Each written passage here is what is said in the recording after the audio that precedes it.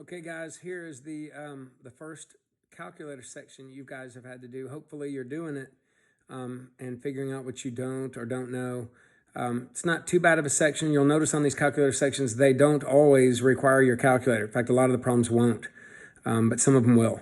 So I've talked about the calculators a bunch. I use the Inspire most of the time, but I did a couple things with the 84 just to mix it in there. Again, if you have any issues with your calculator or whatever, feel free to text me during the working hours. You could even FaceTime if you want to just like show me what your calculator is doing. I might be able to figure it out if it's messed up. But anyway, hang in there. I know this is not the same as an interaction one-on-one or even a class to one.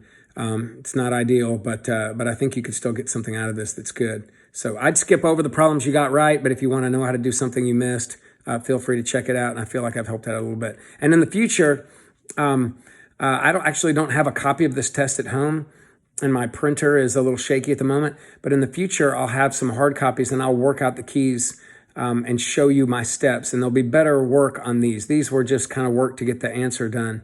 But in the future, I think I'll do a better job. So take a look. Okay, so we're starting with number 77. It's the second part of the practice test. I guess it will be April 7th.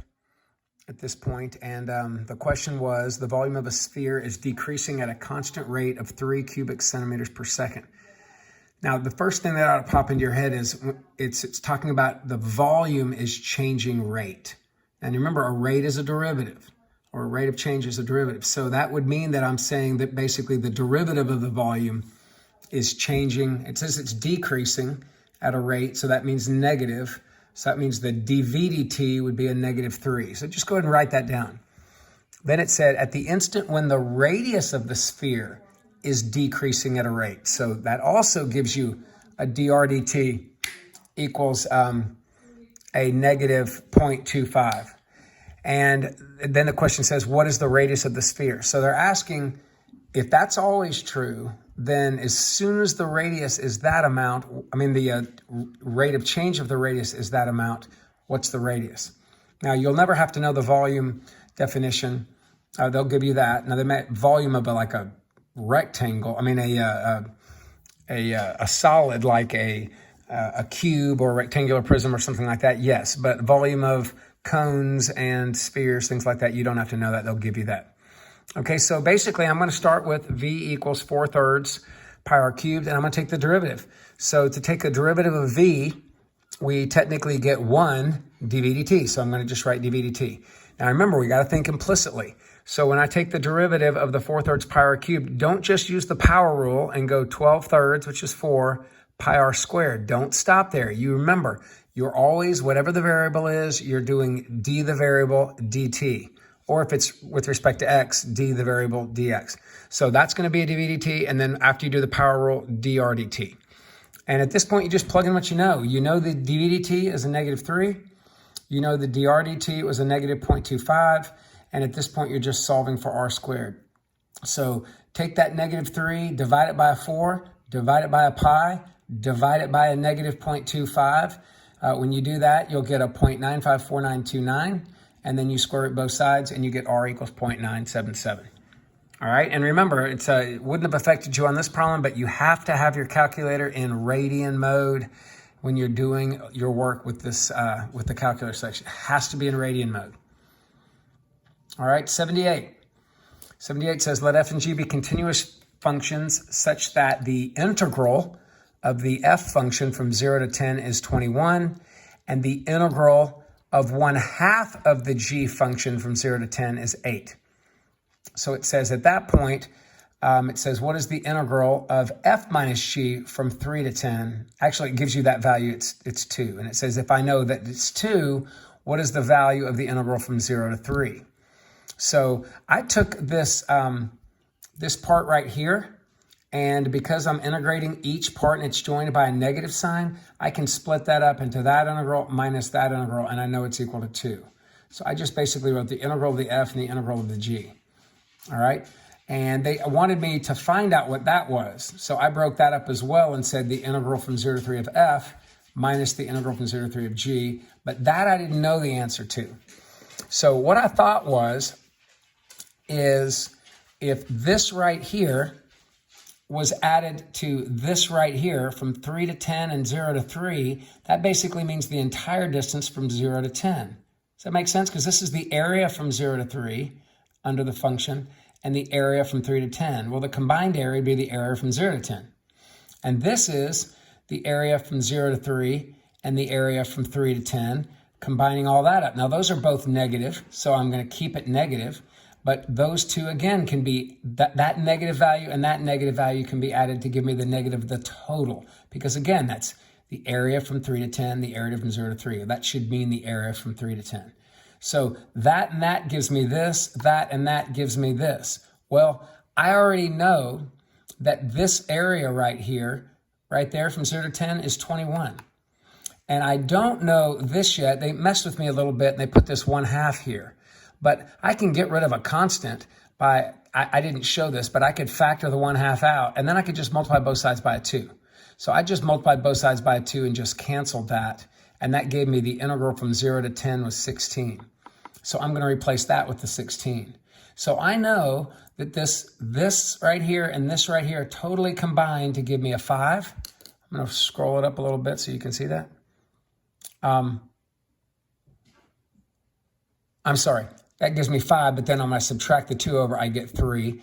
And then what I have left here is this right here. I put it on both sides since it's the same thing, kind of to balance the equation. I basically said that was equal to itself. So all I had left was this now added to the 2, which I have now subtracted over from that 5 to make a 3. And I'm left with the area from 0 to 3 minus the area under the curve of G from 0 to 3. So a little bit tricky. A little bit unusual, but hopefully that makes a little bit of sense on the way I went about that. Okay, number 79, they gave me this. Now notice the function they gave me was not f, it was the derivative of f. So that means that's the derivative of f function. I don't know what the f function is. I just know this.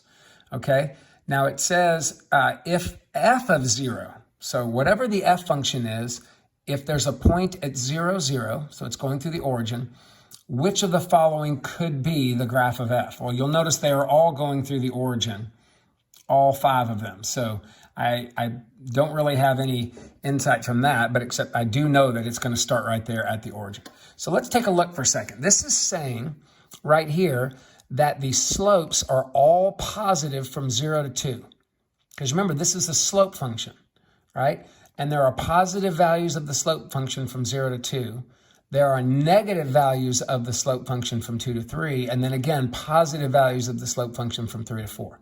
So what I'm looking for down here is a place that has positive slopes from 0 to 2. Well, look at this, on the original function, okay? So from 0 to 2 here, you can see that this does not have positive slopes. It has a positive slope there, and then a negative, and then back to positive a little bit, but there's no way that from 0 to 2, the original f could be A, because this does not show positive slopes the whole way. Neither can it be B, because look, there's a little bit of negative slope on F there. Now, C could work. From 0 to 2, nothing but positive slopes. And then look, D could also work. From 0 to 2, nothing but positive slopes. And E can definitely not work because there's some negative slopes in there. So at least at this point, I've got it narrowed down to C and D. Okay? Now, then I looked at the next part. From 2 to 3, there are negative slopes. Right here, from 2 to 3, it looks like this original function started decreasing a little bit. That's negative slopes. But look at this, from 2 to 3, I also had negative slopes. So I'm not able to narrow it down anymore. And then finally, from 3 to 4, I have positive slopes again. Now remember, this is the slope curve. Positive values here mean positive slopes down here. Okay, so from 3 to 4, I should also have positive slope values. Look at that. I do here, but look, I do here also. So at this point, I'm like, okay, what do? I could just guess, but hopefully I don't have to do that. So what I did here is I decided to go, well, what would the second derivative look like? Now, if that's a first derivative graph, the second derivative, if the slope of the first derivative, right, is positive, which means that the f prime is increasing. If f prime increases, right, we know that the second derivative is positive. And if the second derivative is positive, it should be concave up. Well, look, C is concave up right there. But look at D. concave down. So that immediately tells me right there that it can't be D, must be C. And you could go on to check other things about it, but at that point I'm able to eliminate it. But just checking the slope values wasn't enough. That only got me to C and D, which is better than nothing, but you got to go on and go a little bit further and saying that the first derivative increases means the second derivative is positive. All right? Okay, so number 80. It says, for time greater than 0, the position of a particle traveling along a line is given by a differentiable function. So normally they call that position function or whatever, x, but in this case they're calling it s, all right? And then it says, if s is increasing on the interval from 0 to t, and then it's decreasing from 0 to 2, and it's decreasing after 2, which of the following is the total distance the particle travels? Now remember, total distance is not the same thing as change in position or position traveled, okay? Distance means I want to count going right and left is all positives. So right there I'm thinking, oh, that's absolute value, okay? Now, to find total distance, what we normally do is take the absolute value of velocity, because and then integrate it. If I just integrate v, I get the change in position. But when I integrate the absolute value of v, I get the distance traveled. Now, of course, I got to go from like A to B or whatever. So on this particular one, if I want the total distance from 0 to 5, I want to integrate from 0 to 5 the absolute value of v. Well, I wasn't given v. So I think, well, if s is position, remember how if you take the derivative of position, normally there's an x right there, right? Normally I'd say x prime is velocity. Well, in this case, I've got to go s prime is velocity. So I've got to use s prime in place of v in that function. And that's what you see right here. All right? But remember, the key is the word distance. If I were to say, what's the total change in position, then I would not have had that absolute value on there. Okay? And if I wanted to say what is my ending position, then I got to remember to find that change in the position and then add it to my initial position. And that's what looks like is going on here in A and B. You can see they're starting with an initial position. But if I only care about distance, I don't care where I start, right? If I tell you I run a 5K today, do you go, oh, but wait a minute, where did you start? It doesn't really matter if I told you I ran a 5K and I actually did, which for the record, I did not do today. All right, number 81 says a cup of tea is cooling in a room that has a constant temperature of 70 degrees Fahrenheit. Okay, this sounds to me like a Newton's law of cooling problem, but we'll see. Initially it does. It says if the initial temperature, actually it's not going to be, if the initial temperature of the tea at time 0 is 200 degrees, so I'm starting with the 200 degree temperature, and the temperature of the tea is changing at a rate, and it gives you R, which is the rate at which it changes, then it says, what is the actual temperature? Well, temperature is an amount, right? It's a measurable amount. A rate is a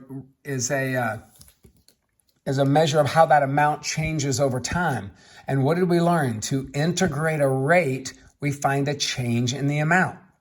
Now, a lot of people make the mistake right here of just integrating the R function from 0 to 4. Right? And they integrate it from 0 to 4 because I started at time 0, ended at time 4. And if I do that from 0 to 4, I end up getting a negative 24.83. Now, you are lucky right here that the negative 24.8345 or whatever was not an option. But that's what it changed. The question was, what would it change? The question was, what is the temperature at the end of 4 minutes? So I have to take that change and say, well, if I began at 200 degrees and I changed a negative 24, adding them together gives me 175. Guys, this is basically the fundamental theorem. Because think about it, 200 is just t of 0. And if I subtract the t of 0, I get t4 minus t0 equals the integral. And that's basically the fundamental theorem. If I integrate one function, I get a new function from 0 to 4, t4 minus t0. I just pulled it over here and added it this way. Okay? All right, got a little bit of a camera adjustment to do here.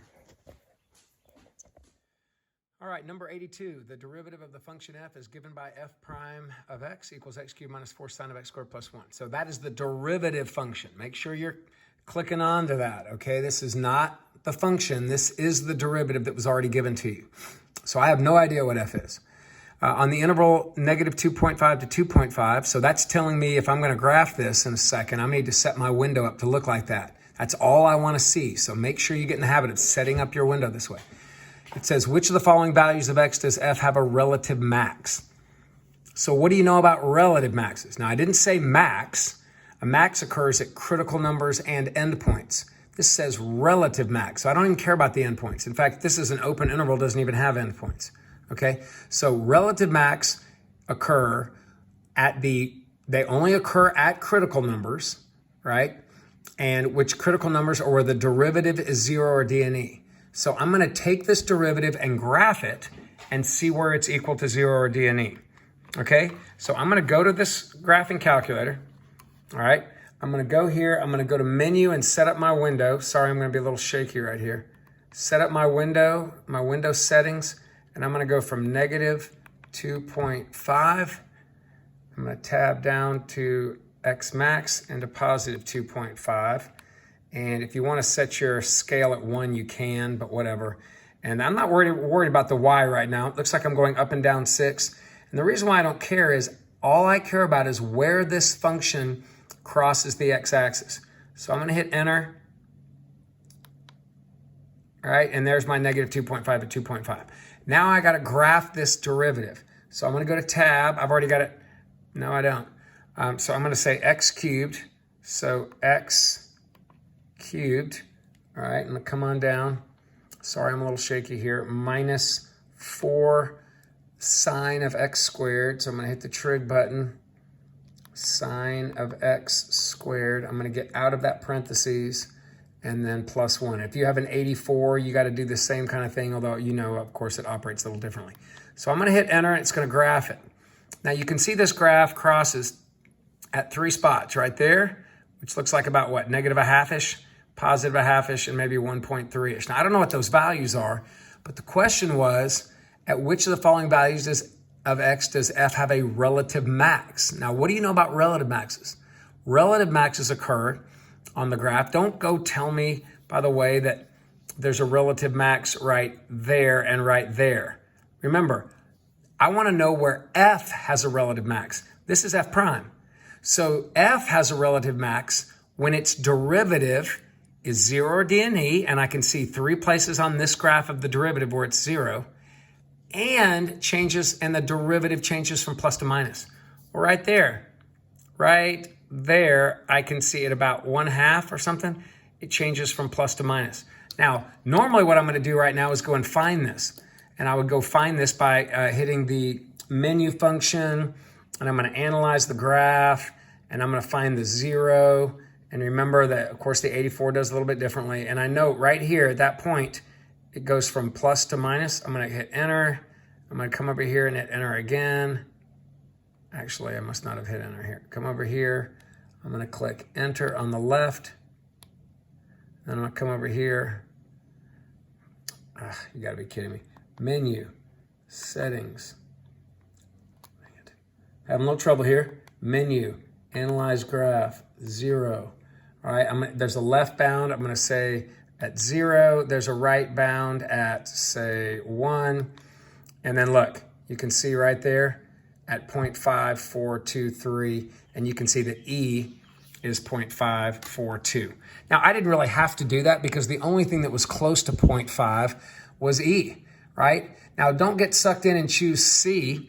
C looks really good. That would be the answer if I said, what are the critical numbers of F? Critical numbers are where the derivative is 0 or d and e, and that would be C. But relative max occurs where you shift from plus to minus. Also, don't accidentally put D.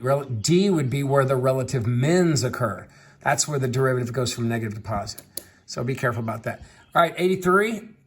You got this table given above. It looks like a bunch of X's and a bunch of... Here's what I'm going to do for this trapezoidal sum. Just throw up a little formula. This is basically the same thing. You can see me here. I'm going 1/2 times the base times the sum of the first 2 heights. And the first 2 heights would be the y value at 0 and the y value at 1/2. which are 0 and 4. Now, what I did initially is I just have 1/2. I factored out the 1/2 out of all of these, and then I went 1/2 times 4 is 2. And you can see that right here. Factored out a 1/2, and then there's the 2. And then the next one, I've got 1/2 times base times the sum of the next two y values, which are 4 and 10. Well, the sum of 4 and 10 is 14. Half of 14 is 7. Remember, I've already factored out 1/2. There's the 7. So what I did is I just went and used the trapezoidal formula each and every time. That's what I would do if I were you, and then just be really careful. And if you want to factor out both of those 1/2s, and then just add the 4 and the 14 and the 28, etc. together, you'll eventually get your value of 63.5.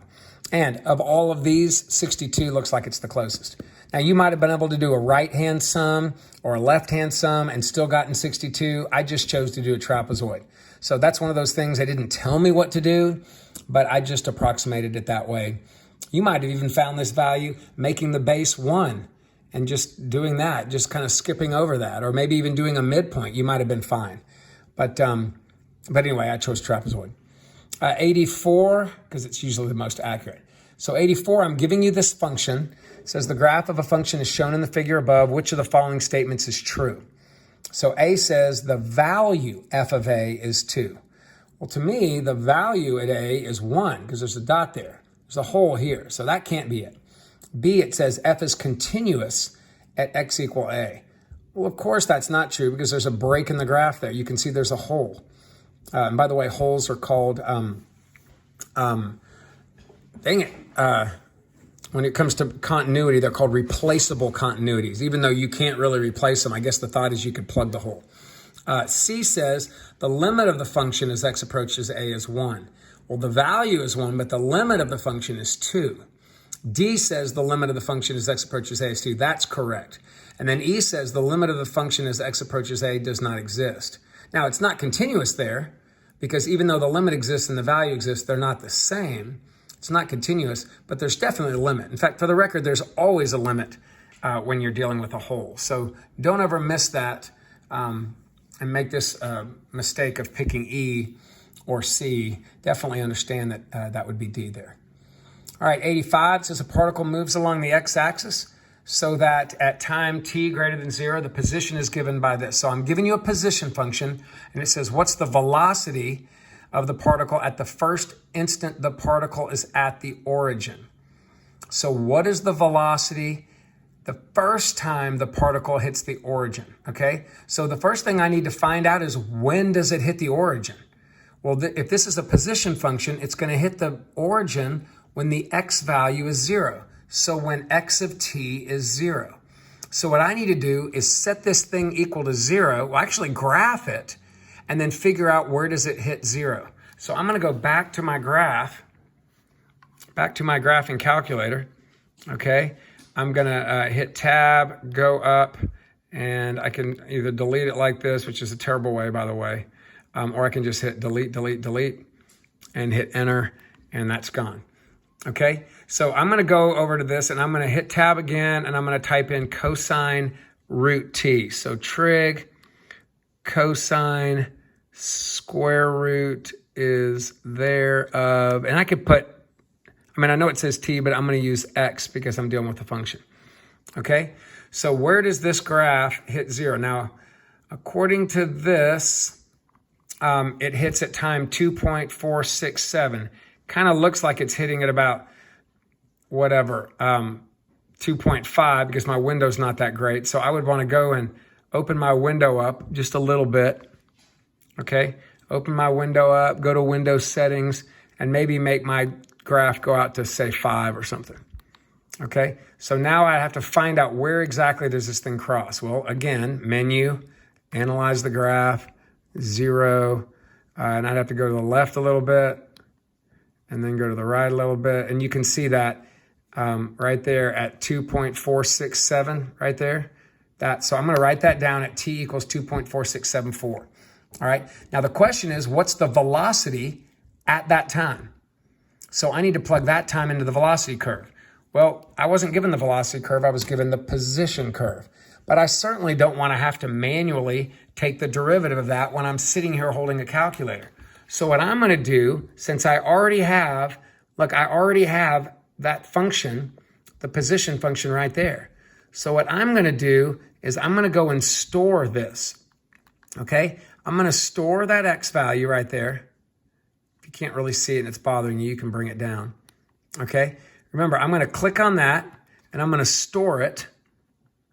Control store as, let's just say A. And remember, if you have an 84, it automatically, when you found that point, it already stored it as X. So now that I've got it stored, I'm going to go off to a clean scratch pad and I'm going to do the derivative. Now, math 8, I believe it is, gives you the derivative on an 84. But here I'm going to go click on my little book button, and I'm going to go down and I'm going to grab the derivative key. I'm going to click enter there, and I'm going to take the dx. And here's what's great. I don't have to retype this, not that it would be really hard. I can go vars, and I can go grab F1. Remember vars right there? Okay, so I can go control var, or not control, just hit vars, go down there and grab that function because that was my X curve. So I'm going to plug that in there. Actually, you know what? This will be a harder way to do it. Do this. Menu, calculus, numerical derivative. That's even better. And I can do that at A. Okay? So I'm going to go down here and hit OK. And it sets it up, and I can just plug now vars function of X. So I'm going to do vars function, click my X button right there, and when I hit enter, it spits out negative 0.31831. So that is my derivative right there. That is my derivative of the original function I plugged in, which was the position function. And we know the derivative of position gives me velocity, and I'm taking the velocity at that value. Now, if you don't know any of this, if you don't remember any of this, you can always, even on the 84, let me show you. On the 84, it's going to take a second to set up. I could have gone math 8, and right there, go dx, and I could have just typed in my cosine graph. So I could have just hit cosine and square root of x. All right, go ahead. You can just type it in there. It's not a big deal. And then I could have just manually typed in 2.4674. But remember, you already have this stored. If it's an 84, you could have just hit x equals x in there. But I would maybe do 2.4674, hit enter, and again, you get the negative 0.318. All right? So hopefully that helps you. And you'll notice we've used the calculator a couple times already, but a lot of these calculator section problems really don't require a calculator. All right, 86. It's a lot to read here. These problems usually are easier than they look, but let's see if we can figure out what they're telling us. First thing on 86, the derivative of the function is greater than 0. What does it mean when the derivative is greater than 0 or the derivative is positive? All right, that means the slopes are positive. Second thing they gave you, the second derivative is less than 0. What's it mean when the second derivative is less than 0? It must be concave down.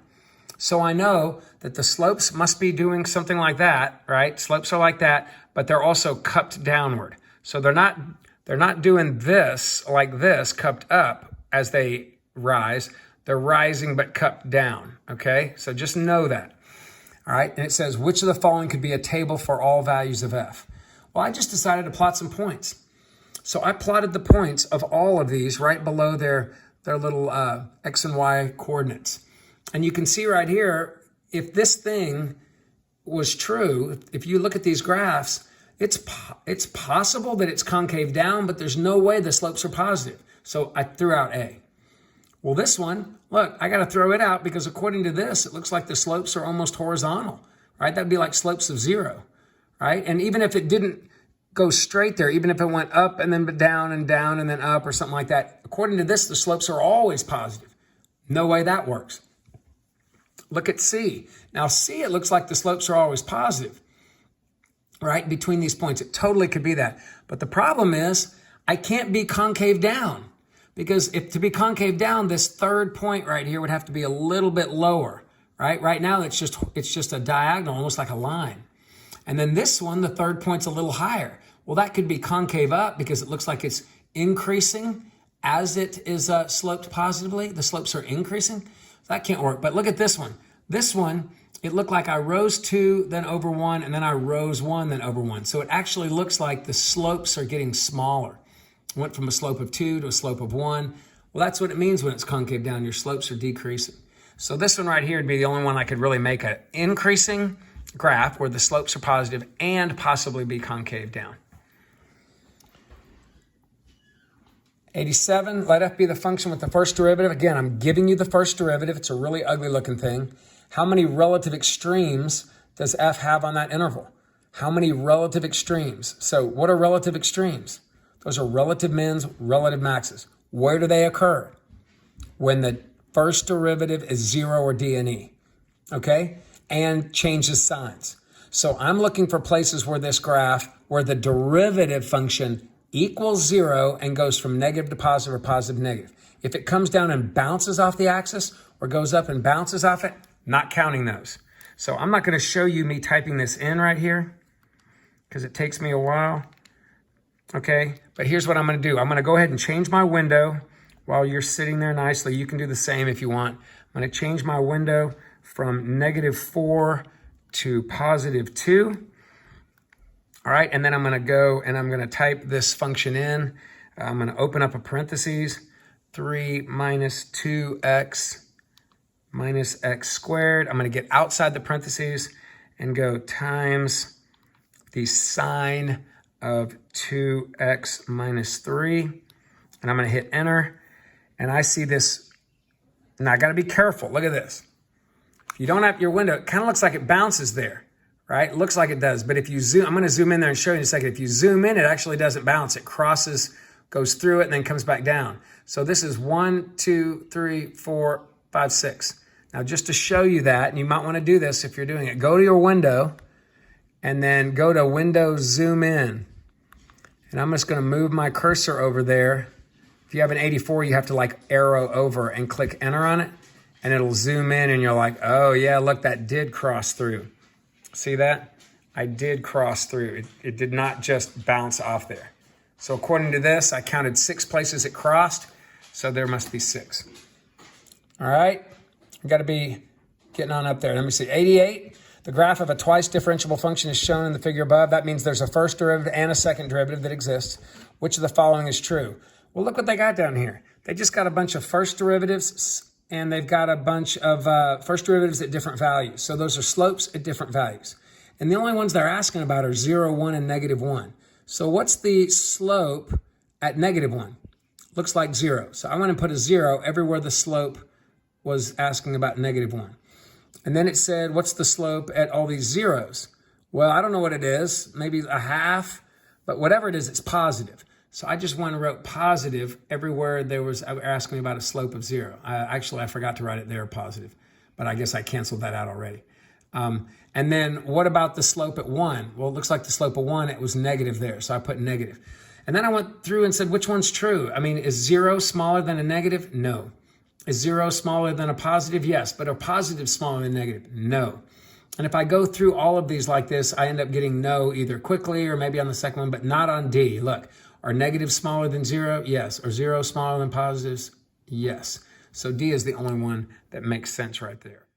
Okay, so number 89 says, what is the volume of the solid generated when the region bounded by the graph of that and the lines x equals 0 and y equals 5 is revolved about the y-axis? So again, based on this new coronavirus update, I don't know that they're going to be asking you about this, but I'll go ahead and work it anyway. 89 says, I'm rotating about the y-axis. Now, I like when I rotate about the y-axis sometimes to do a shell method. But since AP doesn't technically test the shell, I went ahead and did a washer here. Now remember, washers, in fact, on this one, it's just a disc. There's no hole in it because look, the shaded figure, all right, the x-axis, y equals 5, and the graph, the axis rests right up against the figure the whole way. So as it spins, it doesn't make any hole. All right, so right here, I don't need it to subtract out the hole. I just go with the hole.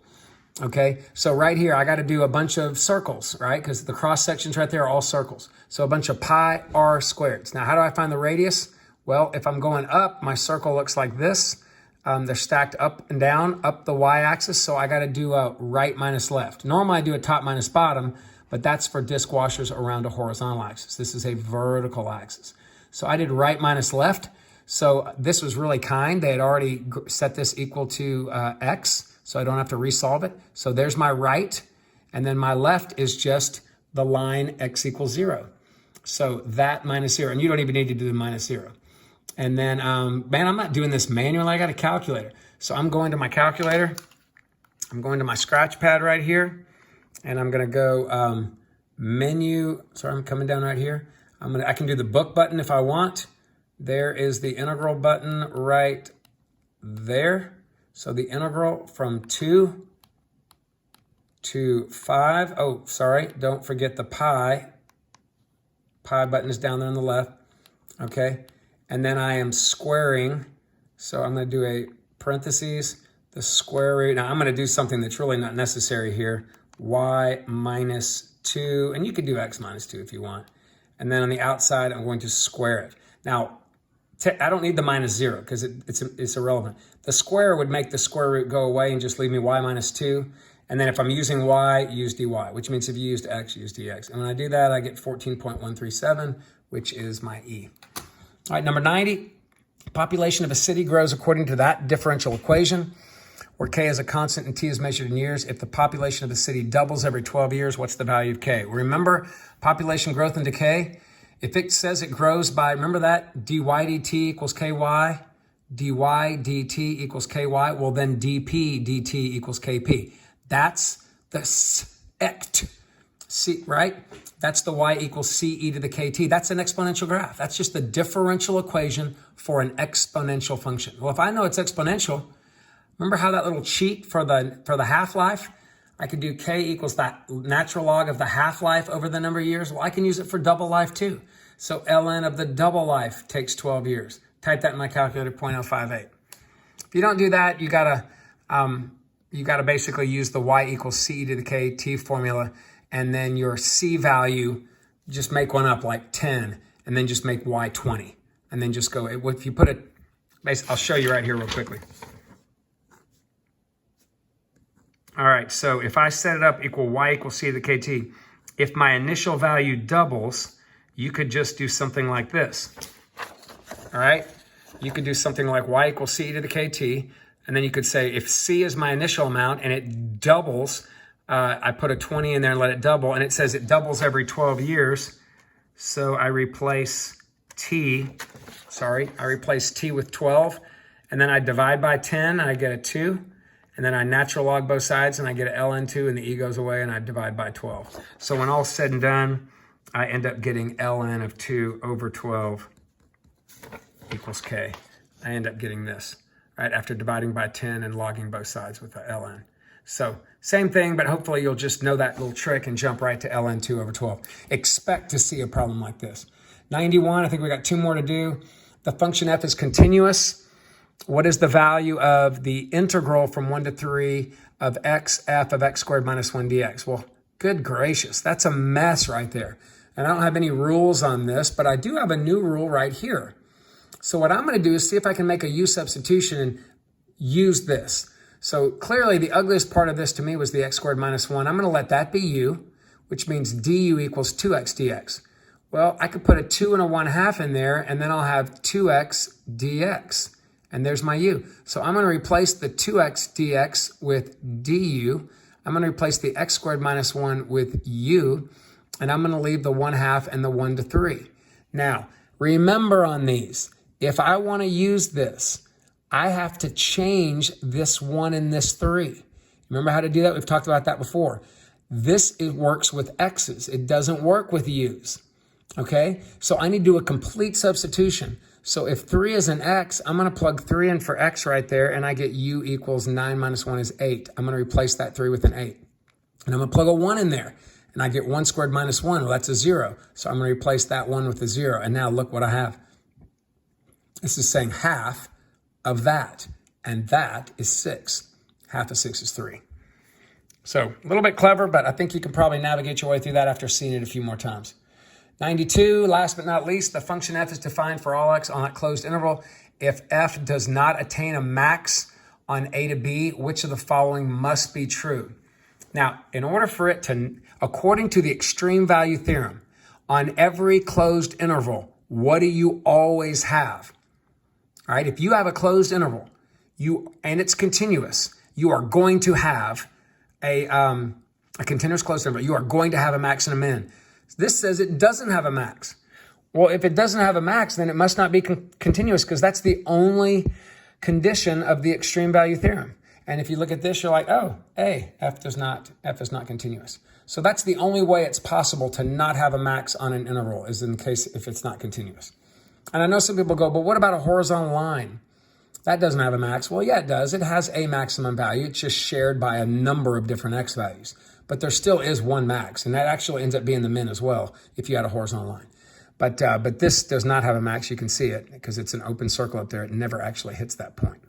So anyway, hope you did okay with this. If not, no worries. We will get better with time, and we'll get you ready whenever this AP test occurs.